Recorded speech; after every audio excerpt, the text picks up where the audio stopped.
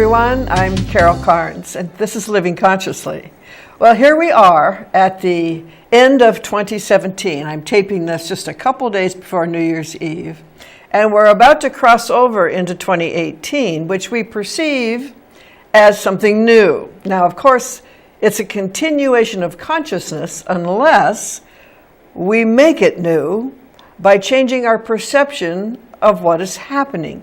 You know, this may have been the fastest year I've ever experienced, and that's time playing a trick on our perception because it seems to speed up when you get older, but actually that's not what it's all about.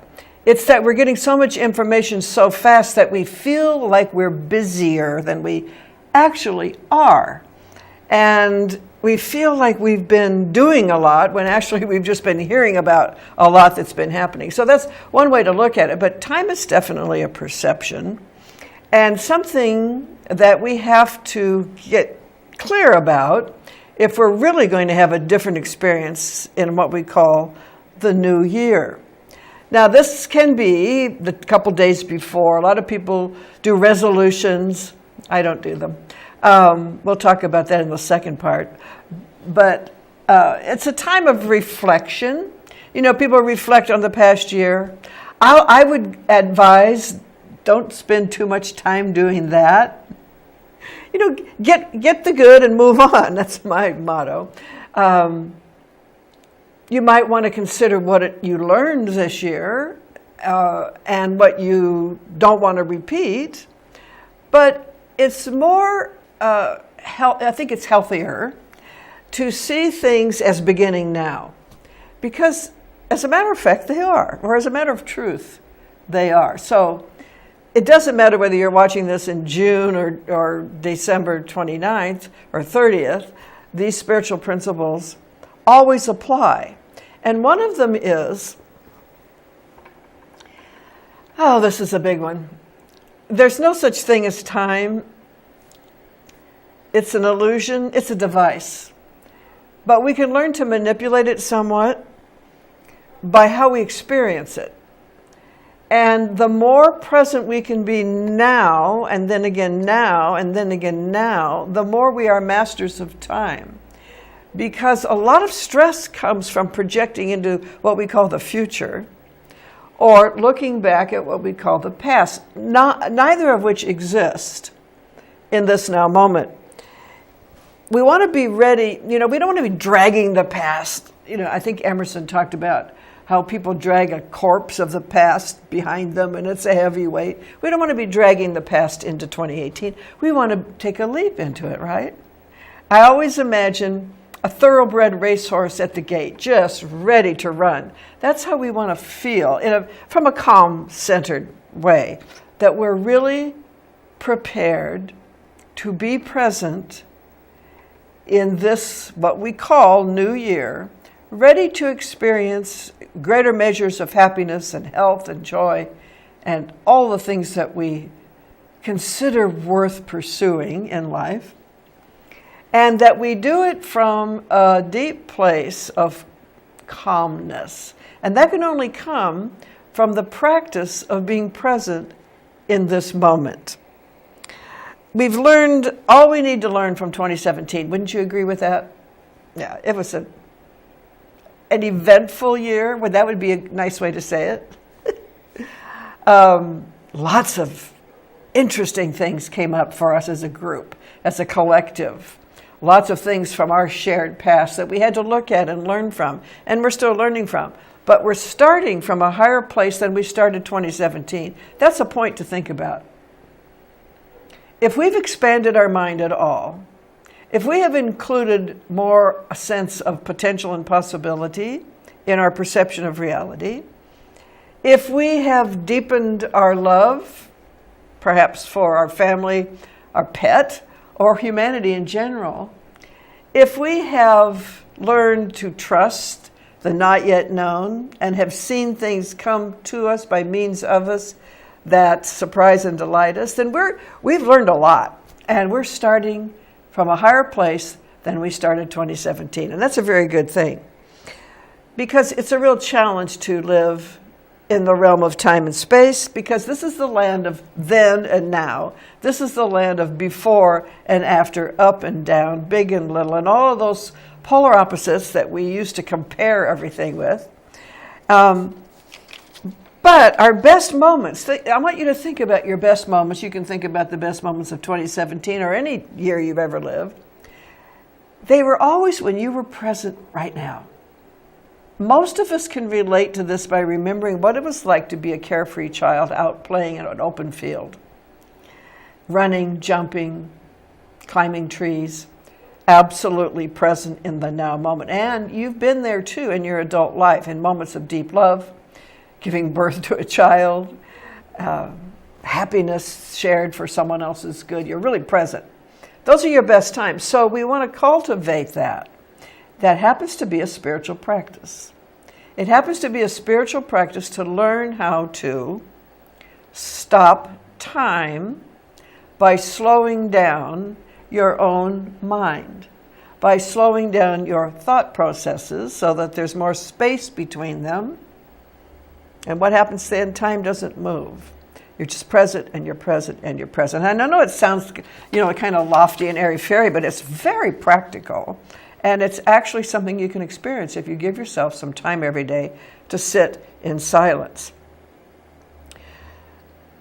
Consider how much energy we expend on concepts of like too late, too soon, too young, too old, too fast, too slow. They all have to do with time. I'm not going to get there in time, or I've got so much time to wait.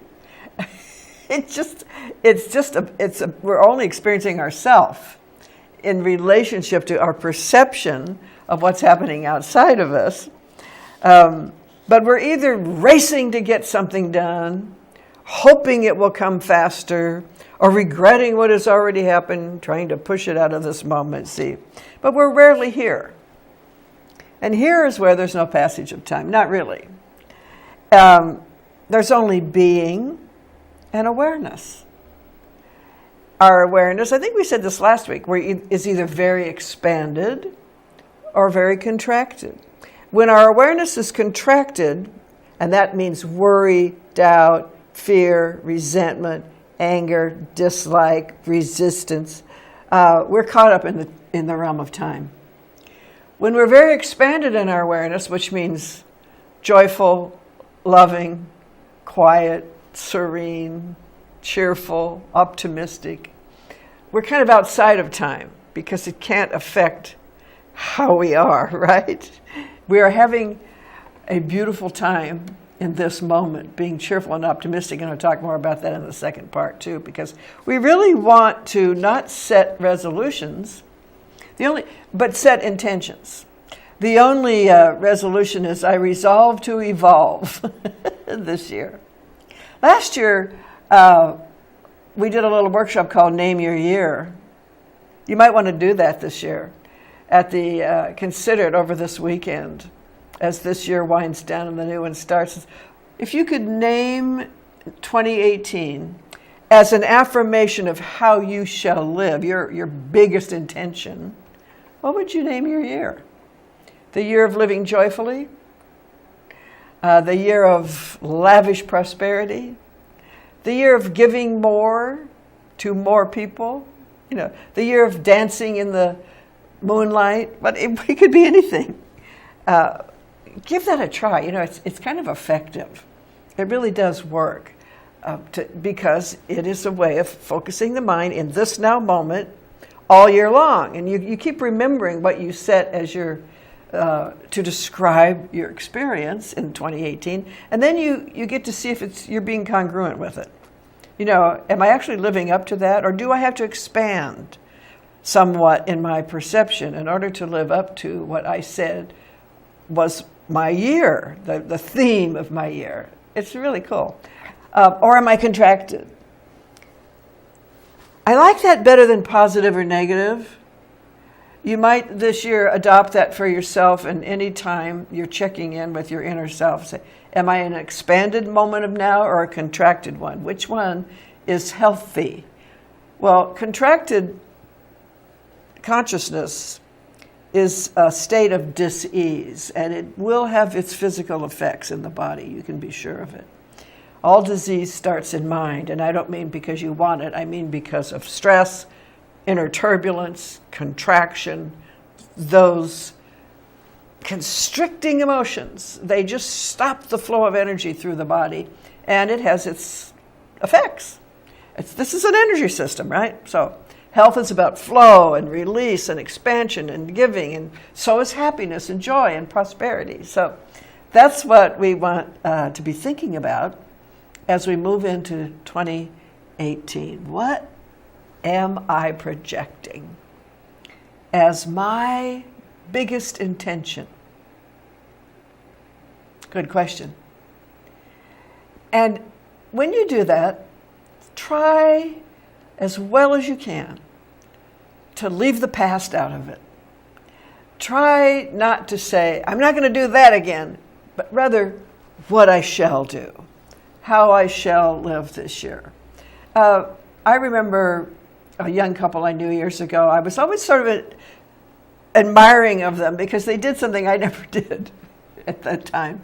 Every year they would sit down at the 1st of January and they would set goals for their life. They would set money goals, parenting goals, intimacy goals, relationship goals, and professional goals and health goals. And so they had a sense of what they were going to do that year. They were going to be happier, healthier, better parents, more intimately connected, more loving. I thought that was a fine thing to do. Now, when I say goals, I mean intentions.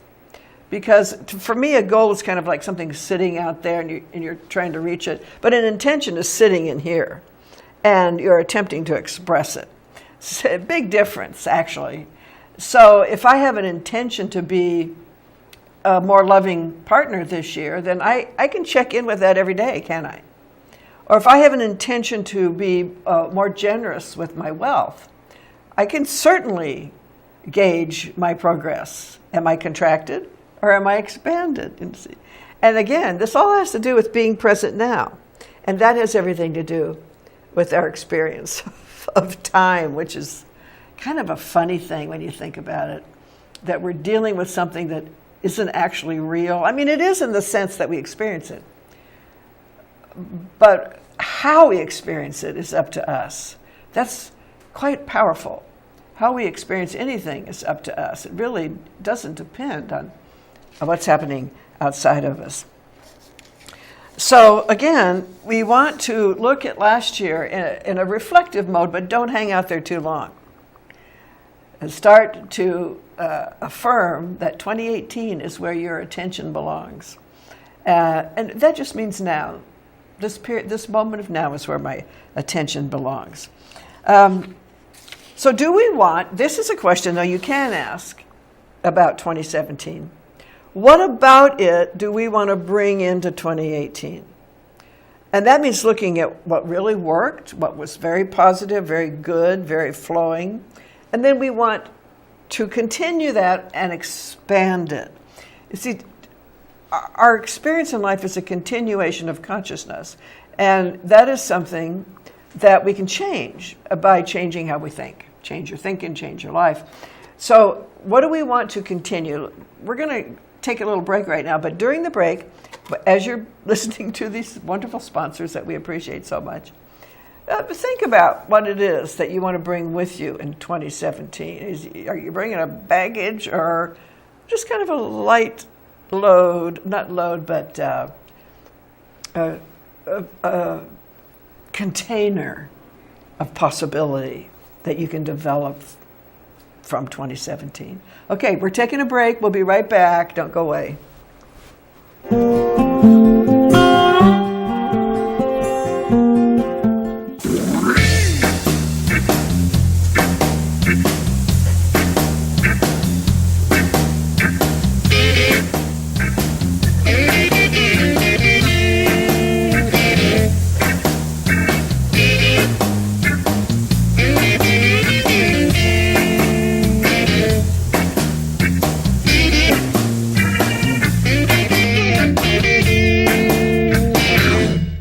This is a national healthcare alert from the Health Hotline. If you, a family member, or a loved one suffers from knee pain and have Medicare as your primary insurance, we've got great news. You could qualify for a pain-relieving knee brace at little or no cost to you. Get free delivery, and all the paperwork is handled by our accredited suppliers at no charge to you. We also have other pain-relieving braces available for shoulder, ankle, and your back. Call the number on your screen right now to immediately receive a pain-relieving brace at little or no cost.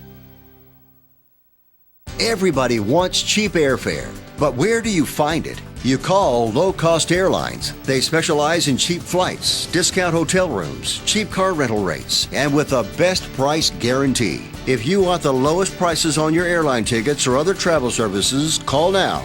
That's right, call. That's the only way to get these rates. Experts are standing by 24/7 to get you the cheapest airfare and hotel rates available. So don't wait. Call now. Friend, do you remember when it felt good to withdraw your cash from the bank to expand a business, go on vacation, or buy a new car? Well, today, withdrawing your own cash has become a very risky business. According to the Secret War, banks are now required to spy on us for the government and then report any suspicious or unusual behavior. I suggest you get the Secret War free. Call the number on your screen or visit online.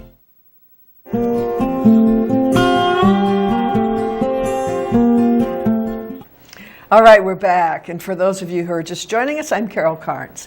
And we've been talking about how we move out of one year into a new one. And we've been talking about time and its relative experience that we have of it depends on what we're doing with our mind, where we are. Are we in the future, in the past, or are we present now?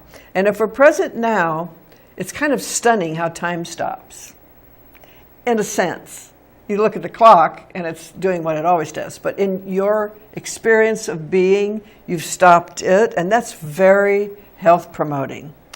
But we're going to talk some more about what we want to bring with us into the now moments of 2018.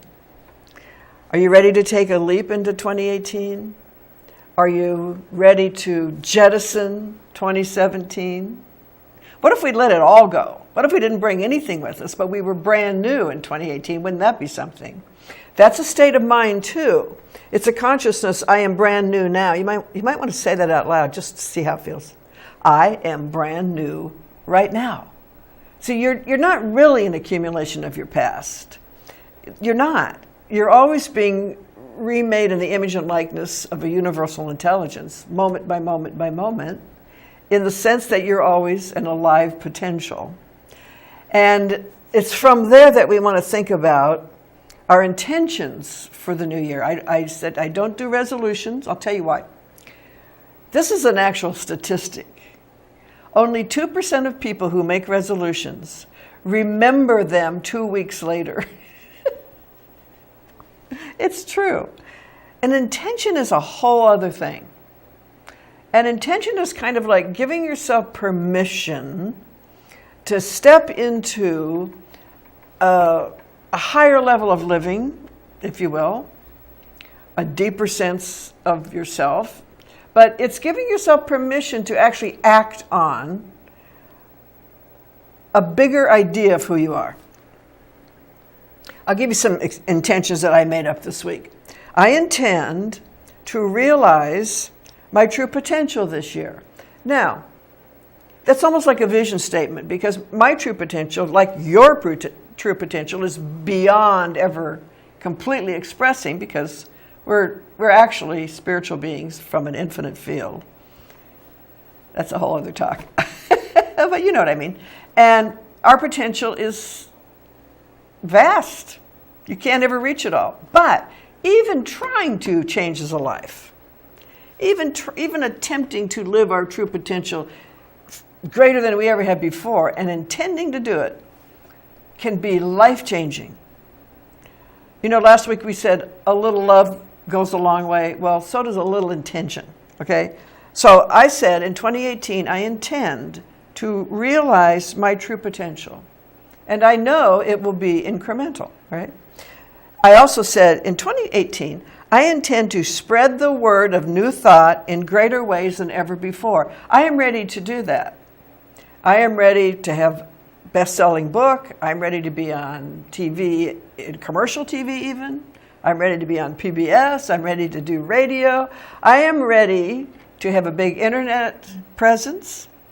So I intend to do all those things in some way to allow them to happen.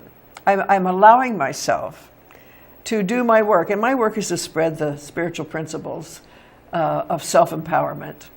Okay, so in 2018, I intend to prosper mightily and to share my good joyfully. To me, they go together. I've always been generous with my money and my time and my ideas, and I intend to be more so in 2018. I intend to have more ideas, more money, more of everything to share with other people, to help lift our shared experience. I know it sounds corny, but I really want everybody to be happy, healthy, wealthy, and wise. And why not? What a better world it would be, right? Okay, I intend to feel and express real love. And that's an expansion of my sense of value, personal self-worth, because you can't feel love if you don't feel worthy of love, if you don't feel deserving of love, if you don't understand you've got it inside of you, you'll never feel it. No one else can give it to you. So I intended to expand my sense of love and to express it more joyfully. And I intend to revitalize my health with wise choices. Now, what that means is probably going to hit my own resistances in exercising more. And you know, I'm a very careful. Well, I wouldn't say careful, but I'm aware of what I eat. I buy mostly organic and all that sort of thing. But, you know, every once in a while, like you, Taco Tuesday calling me. So I don't restrict myself, but I'm going to be wiser this year about exercise, about choices, all those things that promote physical health. And that also means wise choices about what I'm thinking about. If you ever really listen to your head during the day, you might be shocked at what goes through it. Sometimes I'm quite shocked at what I'm thinking, but I stop it. I bring myself up short. I talk to myself. I say, okay, Carol, enough of that. That's not what you really believe. That's just an old habit. And so that's very useful. I intend to do more of that this year. We might even say, I intend to be very conscious of what I am thinking, knowing that what I am thinking sets the stage for what I'm experiencing, because it does. So you might want to spend a little time this week setting some intentions, not resolutions, knowing that even baby steps will have an effect in your life. This is the thing about resolutions that never works. They're always too big, and they scare the ego mind. It says, I can't, no, you mean I have to give up sugar forever? You know, it does, but an intention sort of makes you relax, because you realize it's not going to happen all at once. But incrementally, day by day, moment by moment, now moment, now moment, now moment, you're cognizant of what you intended for your life. And therefore, it's available to you right now. Does that make sense? It does to me, more than I resolve. You know, that's like having someone tell you what to do, and your ego can't stand that. It'll resist every time. It's like when you go on a diet, you know, and you think, oh, I'm losing weight, and I'm not ever going to eat that again. And then 3 days later, you're chomping down on a bag of chips because you feel deprived, but it's just the ego. But if you intend, see, it's different. It's a choice to intend something. A resolution kind of feels like an imposition. It does to me. Anyway, let's say more on that. That's up to you. All right. So this last week of 2017 is ripe with meaning if we take advantage of it. Instead of thinking of something ending, let's think of it as a launch party. New Year's Eve is a launch party. Yeah, we're getting ready to step into 2018, ready to rock and roll, ready to soar, ready to expand. And it's not too lofty, you know. Why would you want to have a little tiny goal, you know? Why would you want to say, well, I'm going to just kind of sneak in? And, you know. No, we want to launch ourselves. When I think of launching, I think of like a catapult of some kind. But what we're really doing is setting a new consciousness in motion, because consciousness precedes experience. Consciousness precedes form. Consciousness creates matter. And therefore, consciousness is queen, king, royalty, the boss. And consciousness is what we hold to be true, what we deeply believe to be true. That's our consciousness. And so what do we deeply believe to be true about time? It's just now. About money? It's a symbol for the ever-flowing supply coming from this universal field of all possibility. It flows through us by means of our activity. What do we deeply believe about love? It's not about somebody else. My deep belief about love is that it's the energy that runs the universe, that brings things together that belong together and maintains them in harmony and balance as long as it is present and active in those involved, you see. So what do you really believe about anything is really important. So I want to invite you to join me on Sunday morning, New Year's Eve, or any time you're in Las Cruces, to come and revel in this atmosphere of spiritual truth, where there's only positive vibes, if you will, and where we love being together and to raise each other up through intellect, through feeling, and through shared experience. So we meet every Sunday morning at the Mesilla Community Center in Mesilla, the little town of Mesilla next door to Las Cruces, at 10:30. I'd love to see you there. And you can also find out more about us on our website, which is on the screen behind me, and my website, carolcarnes.com. Every day I put up a new Living Consciously message, so you might want to access that. In the meantime, tell your friends who don't live here in Las Cruces that you can watch these shows, they can watch these shows on YouTube, on the YouTube channel, Living Consciously with Carol Carnes. You can also buy my book, The Way In, at lulu.com or on Amazon. You can get the ebook version too. It's always a pleasure. I've loved being with you this year. Thank you so much for tuning in. Have a wonderful, happy, happy, happy New Year. See you next time.